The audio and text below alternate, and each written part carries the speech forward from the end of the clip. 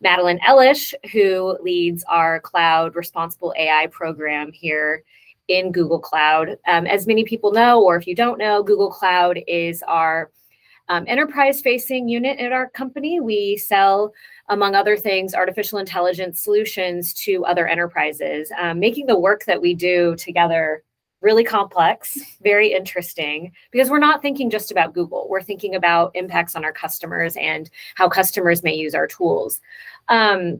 We've kind of workshopped a few questions, but I'm going to start off asking Madeline just to explain a little bit about her background, because as Madeline and I talk a lot about, our backgrounds, everybody's backgrounds, brings something to the table in how we think about artificial intelligence. And when I came to Google, I was really, Madeline is one of the first people I ran to. I was very familiar with some of her work. And with that, I'm going to let you talk a little bit about the work you did previous to Google and how that informs a little bit about what you do now. Sure. Annie, thank you so much for inviting me, and nice to be here.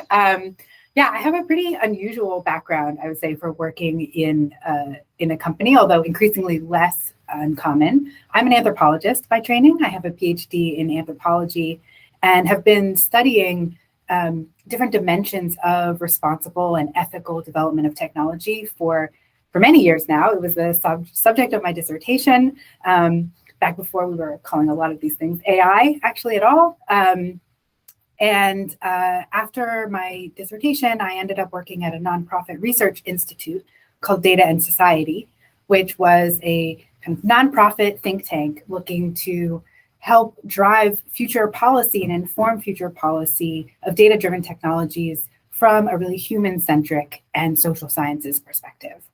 That was a wonderful experience and was an amazing opportunity to bring the kinds of questions and concerns and kind of orientations that come not just with anthropologists, but also with social scientists of all kinds to the development of tech. And 2 years ago, I guess I moved into Google specifically to try and bring that same perspective and same kinds of questions and considerations even closer to product development. So not just informing policy, but trying to actually inform how products are developed and made. Yeah, and one of my favorite conversations that we have is like, how do you go from like a research mind to like actually putting into product development, like actionable things? They're very different worlds. And I know that one of the topics of this conference is AI poses really unique challenges. And so there was one point in your life you were looking at those unique challenges through a research lens, maybe with a little bit of a policy focus. But then you now are like, okay, know all this research, got to bring it to like real products we're selling to companies, to enterprises, to governments. And not only that, it's globally. So we're not just talking the US here, we're talking about a lot of challenges. And, I know that information accessibility is interpreted differently globally. So talk a little bit about like, how does your research think about that? Yeah, so, I mean, in 2 words, it's very hard. It's very challenging in both expected and unexpected ways to transition the kind of research mindset and the really kind of really critical trying to ask the right questions mode of investigation that we have for research or for external I would say for research and for kind of investigating what is it that we should do. Often in research, when we ask those kinds of questions, we don't necessarily have to make a choice. We get to sort of lay out the different ways and implications of different paths. We don't have to make a choice. And that's definitely something that ends up being really hard because we as a sort of AI community, there's still so much that's changing. There's still so much that's learning. It's a challenge to sort of be sure not just that you're asking the right questions, but you're thinking about the right implications of the choices that you make, not just 1 year or 5 years down the line, but 10 years down the line, and not just in, the country where you live, but the countries around the world. And so how does that relate to like all those considerations? You actually have to reach conclusions in product development. You do. So let's take it a step further. Like, what's the right to know there? Like, what's the level of transparency that is appropriate globally or however you think about it? Yeah. So I think, the development of AI brings really many challenges that are similar to previous modes of technological development, but also many that are quite new. And I think some of the biggest ones are, again, around the global reach of these technologies, and also around what I call, and this is definitely my anthropologist background coming through, the kind of socio-technical dimension.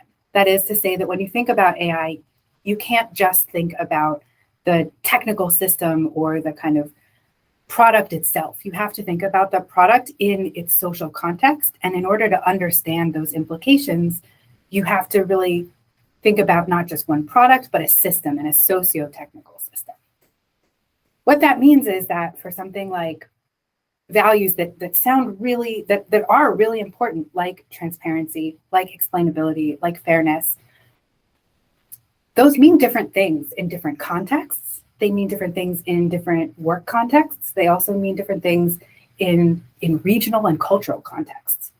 So transparency and the right to know is incredibly important and means different things in when you're speaking about different types of communities, because you want to be sure that it's transparency for the purpose of something, right? It isn't transparency just for the sake of transparency.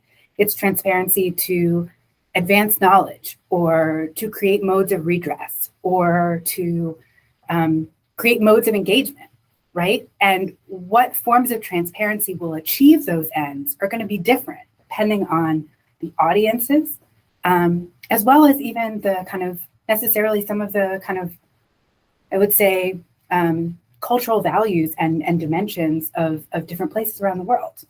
I find it really interesting when you and I are sitting in our product development, sort of our responsible AI reviews, as I'm a stakeholder in those reviews as the public policy lead.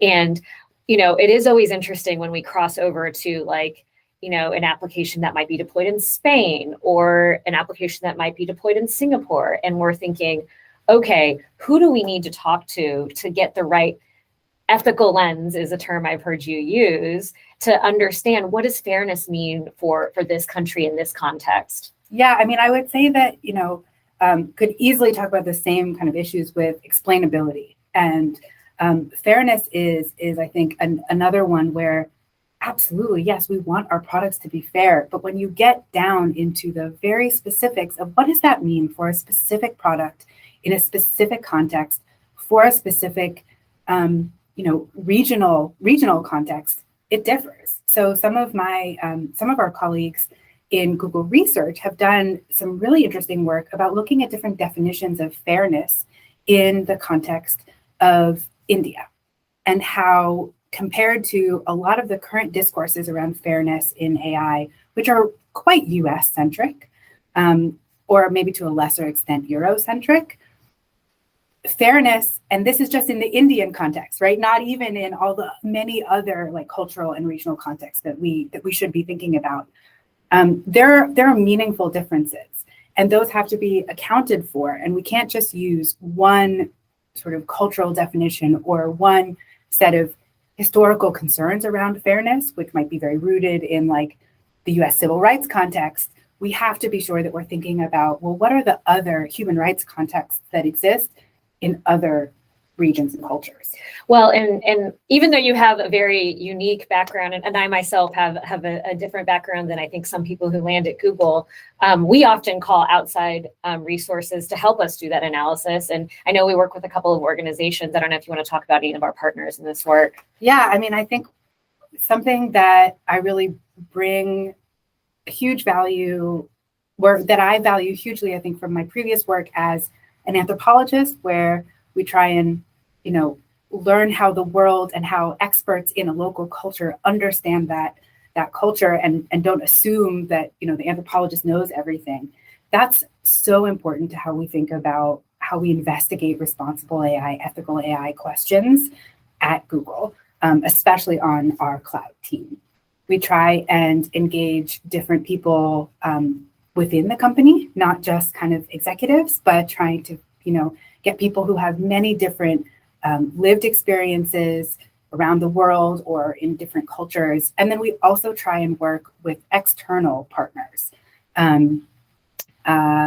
Some of them are academic partners where, it's a research collaboration, and some of them are, consultations that we pay external experts for their expertise. Some of those folks include the Markkula Center for Applied Ethics at the university, at Santa Clara University. And they've been really, really wonderful in helping us have, an external and very rigorous lens on how do we think about ethical evaluations. How do we not just stay in our own bubble, but again, try and stretch and incorporate values and perspectives that are different than our own?